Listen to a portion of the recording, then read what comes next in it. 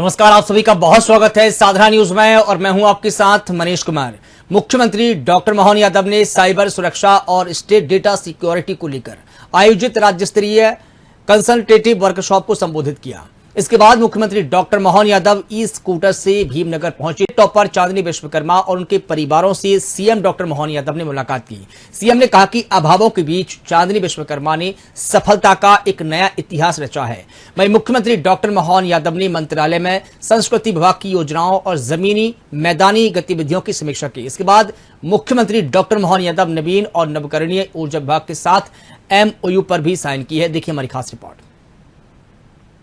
ये बहुत ही ज़्यादा इंस्पायरिंग होगा ये मोमेंट मेरे लिए, और ये मेरी पूरी लाइफ का सबसे अच्छा मोमेंट होगा।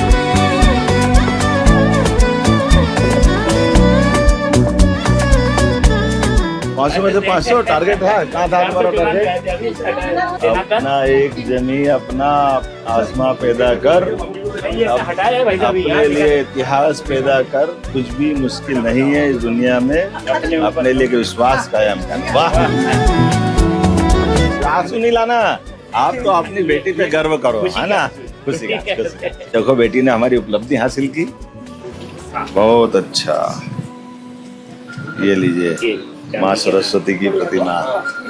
उसके पहले कौन सी क्लास में टॉप आई थी? 10th में। उसमें कितने आए थे? 95.80। ओहो, अब 12th में तय कर लिया कि 100% लाएंगे। जी सर। गजब हो गया यार। ले बेटा, हम लेते तेरे साथ, है ना। आइए। बहुत अच्छा बेटा, जहाँ तुमको जहाँ तक जाना है हम आपके साथ है। और आपको लाडली बहना की मिल रही पैसे? अच्छा लग रहा है? बहुत अच्छा लगा, उसी का तो एक सहारा है हम लोग को। बहुत अच्छा। देखो इनने क्या कहा, उसी का सहारा है। इस घर में ना अभी इसी में खाना बनाना ही छोटा पड़ता है, ये बात सही है। चुनौती तो है, करते हैं, हल निकालते हैं। मिलकर एक मल्टी बना देते हैं तो 2 कमरे की फ्लैट बन जाएगी। बनवाते हैं, ऊपर जरूर मदद करेंगे। ठीक है, हमारी बेटी है। आप बढ़िया भैया, आनंद आ गया है ना विश्वकर्मा जी।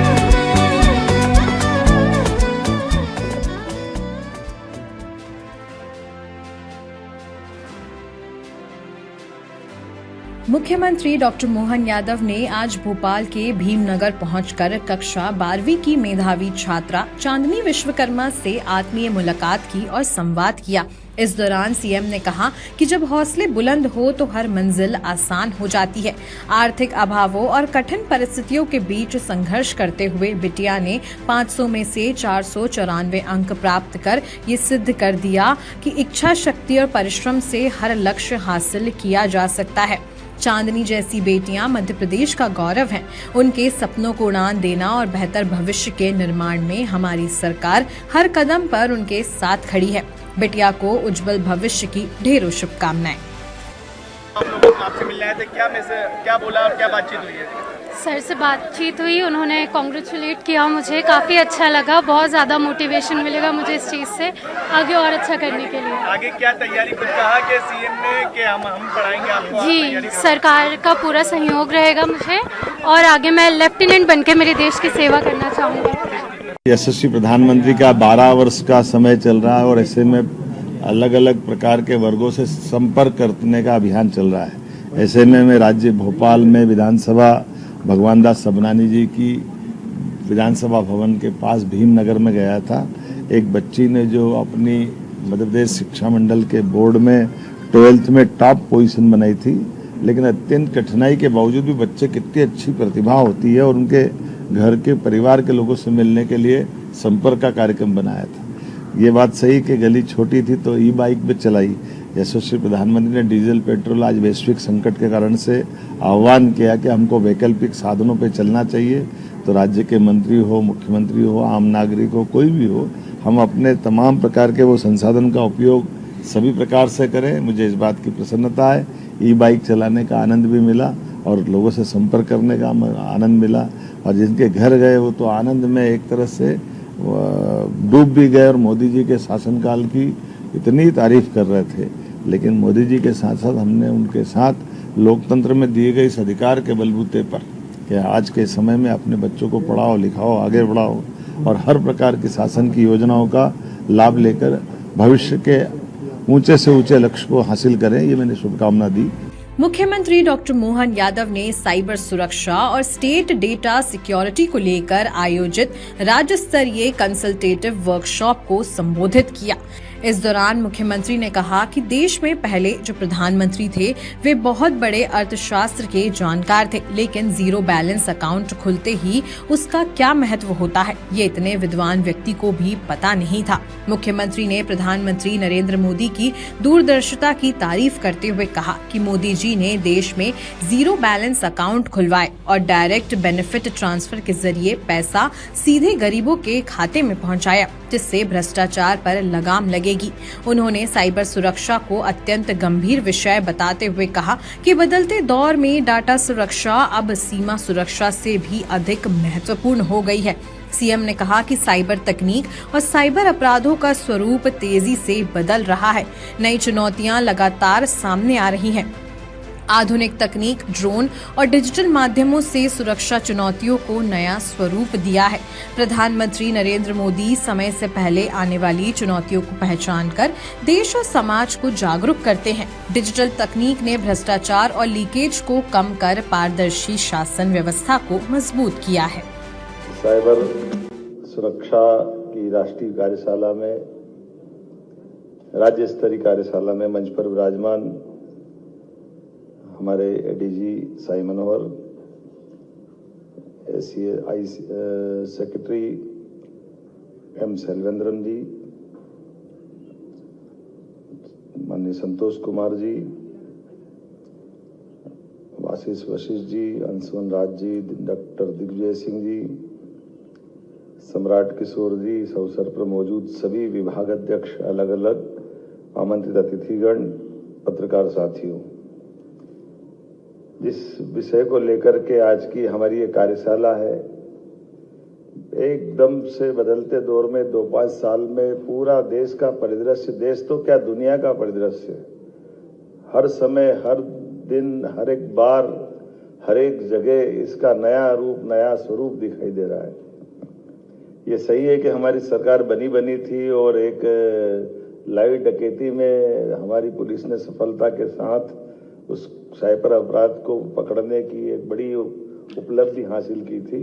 मैं भी जब गया था तो बड़ा मेरे को अच्छा भी लगा और बड़ा अटपटा अनुभव भी आया था।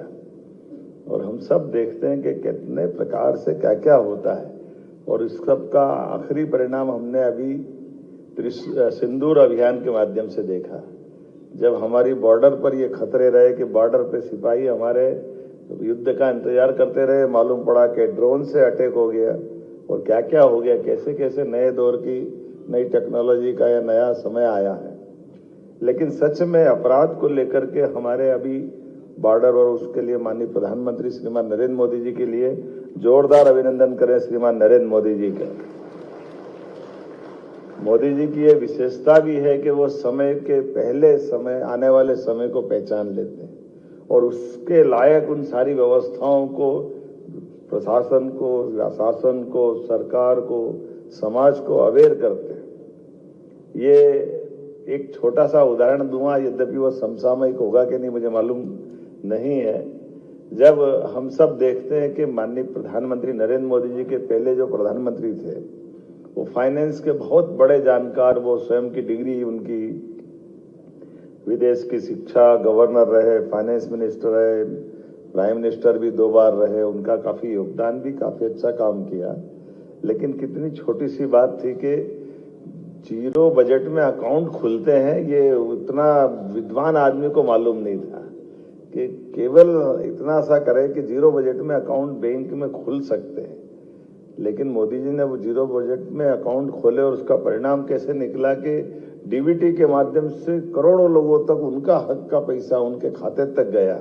ये वाकई ये डिजिटल युग का एक बहुत बड़ा चमत्कार था, जिसके माध्यम से हमने सबने 40 साल पहले तत्कालीन प्रधानमंत्री जो राजीव गांधी कहते थे कि मैं 1 रुपया भेजता हूँ 15 पैसे पहुंचते हैं, तो कठिनाई तो सबको मालूम थी, लेकिन कठिनाई का इलाज कर देना, और इलाज करने में जिस प्रकार से मोदी जी ने ये सारी चीजों को ध्यान दिया, आज हमारे सबके लिए सच में डेटा सुरक्षा ये महत्वपूर्ण इतना हो गया कि सीमा की सुरक्षा से भी बढ़कर है। कितना वाकई दर्दनाक है कि पूरी जीवन की कमाई अगर एक झटके से निकल जाए और वो पकड़ में ही नहीं आता है। चारों तरफ से दरवाजा बंद, ताले बंद, चारों तरफ सुरक्षा लगी, माल पूरा गायब, कोई आया ना गया, कहाँ गया है? तो हवा में उड़ गया।